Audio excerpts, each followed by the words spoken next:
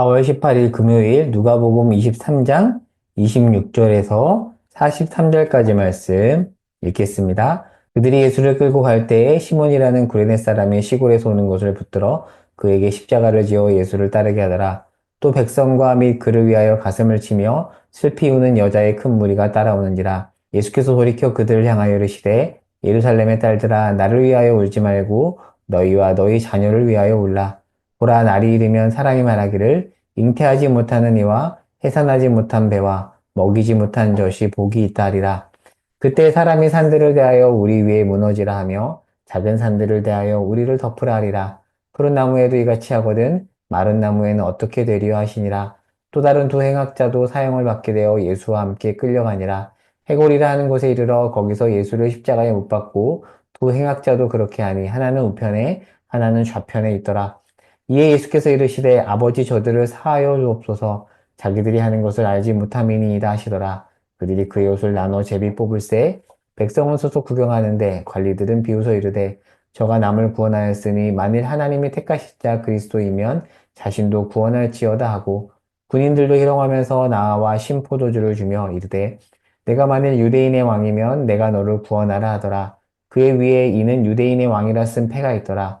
달린 행악자 중 하나는 비방하여 이르되 내가 그리스도가 아니냐 너와 우리를 구원하라 하되 하나는 그 사람을 꾸짖어 이르되 내가 동일한 정죄를 받고서도 하나님을 두려워하지 아니하느냐 우리는 우리가 행한 일에 상당한 보응을 받는 것이니 이에 당연하거니와 이 사람이 행한 것은 옳지 않은 것이 없느니라 하고 이르되 예수여 당신의 나라에 임하실 때 나를 기억하소서 하니 예수께서 이르시되 내가 진실로 내게 이르노니 오늘 내가 나와 함께 낙원에 있으리라 하시니라. 아멘. 어제 제가 좀 사정이 있어서 설교를 올리지 못했습니다. 어제 내용을 좀 포함해서 흐름을 먼저 살펴보도록 할게요. 예수님께서 새벽에 잡히시죠? 그래서 유대 최고 의결 기관인 사내드림 공회에 신성모독죄로 고발을 당합니다. 율법에 따르면 신성모독죄는 투석, 돌에 맞아 죽는 투석형인데 이스라엘은 로마 치하에서 사형 결정권과 집행권이 없어요. 자, 그래서 어떻게 하냐면 어제 본문 23장 초반부에 보면 빌라도에게 넘깁니다. 빌라도는 로마의 총독이죠. 그러니까 종교적인 이유로는 넘길 수 없으니까 이제 정치적인 이유로 빌라도에게 넘기는데 23장 2절과 3절에 보면 어떤 정치적인 이유죠? 예수가 황제에게 세금을 내는 것을 거절했다. 자칭 왕행세한다. 황제만이 왕인데 자기가 왕행세한다라고 그렇게 정치적인 이유로 고발을 하죠. 그래도 빌라도는 예수에겐 죄가 없는데 무죄를 선고하는데 유대인들이 하도 소리를 지르니까 어쩔 수 없이 유죄를 선고합니다. 왜 빌라도는 어쩔 수 없이 유죄를 선고했냐면 총독인데요. 자기가 통치하고 있는 유대인들이 소요를 일으키면 로마에게 파면당할 수 있거든요. 그러니까 자기 입지 때문에 어쩔 수 없이 유대인의 요구를 들어줍니다. 이렇게 하여 죄 없으신 예수님이 사형 선고를 받는데 최고 형벌인 로마 사회에서 최고 형벌인 십자가형을 받습니다.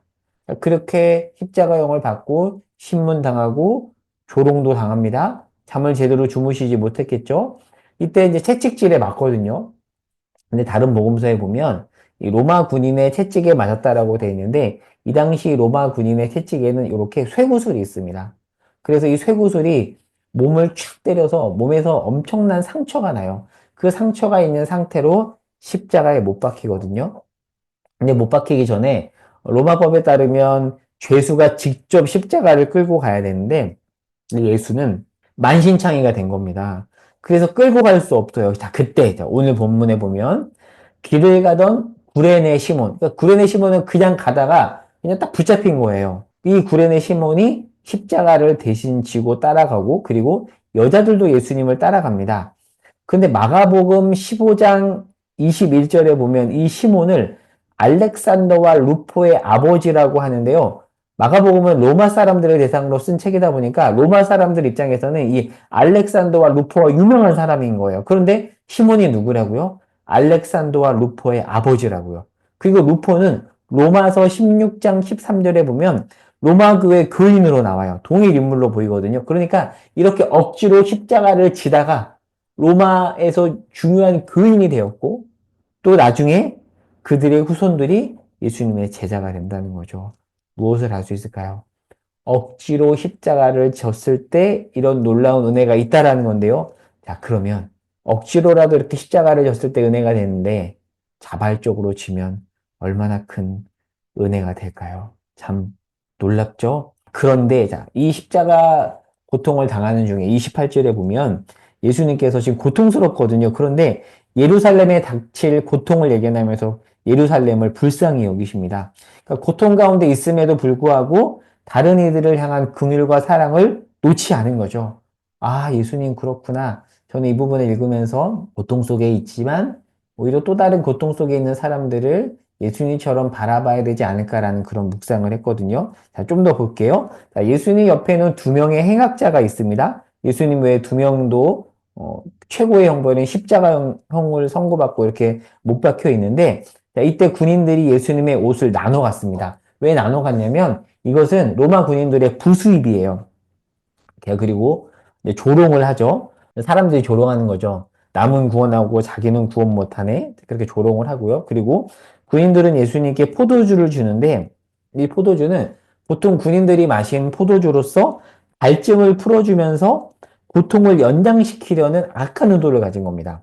위에서 진통제를 준 게 아니라 고통을 더하도록 하기 위해서 진통제를 준 게 아닐까 싶어요.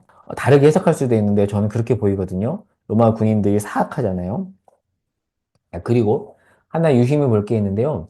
누가복음은 예수님의 십자가 고통을 디테일하게 묘사하지 않습니다. 우리가 잘 알고 있는 멜 깁슨의 패션 오브 크라이스트라는 영화에 보면 예수님의 고통을 굉장히 자세히 묘사하잖아요. 중요한 것은 처형 장면을 자세하게 묘사하는 게 핵심이 아니에요. 그 안에 담긴 신학적인 의미가 중요하기 때문에 누가복음은 단순하게 십자가에 못 박고 정도로만 표현하고 맙니다. 고통 자체가 핵심이 아니에요. 자, 그리고 더 보면 이 양옆에 행악자 중에 한 명은 예수님을 비난하는데 한 명은 예수님이 십자가에서 사람을 용서해 달라고 하는 그 기도를 듣고 예수님을 메시아로 인정을 해요. 그러니까 십자가상에서 놀라운 사랑을 베푸시는 예수님을 통해서 이렇게 한 명이 하나님 나라 백성으로 초대받습니다. 참 신기한 장면이죠. 오늘 말씀을 두 가지로 정리해 볼게요. 첫 번째, 아까도 나누었지만, 억지로 진 십자가가 복되다면 자발적으로 질 때는 얼마나 더 복될까요? 십자가 진다는 게 참 힘들죠. 우리는 보통 십자가 진다고 했을 때 부정적으로 이야기하지만 성경은 복되다라고 말합니다. 자발적으로 십자가를 지는 그 복된 삶으로 여러분을 초대합니다. 두 번째 적용인데요. 억울하게 십자가를 지고 있음에도 다른 이를 향한 사랑을 잃지 않은 그 예수님을 통해서 행악자 중 한 명이 낙원에 이르죠. 여러분 혹시 억울하십니까? 그때 마음이 강팍해지지 않기를 기도하셨으면 좋겠습니다.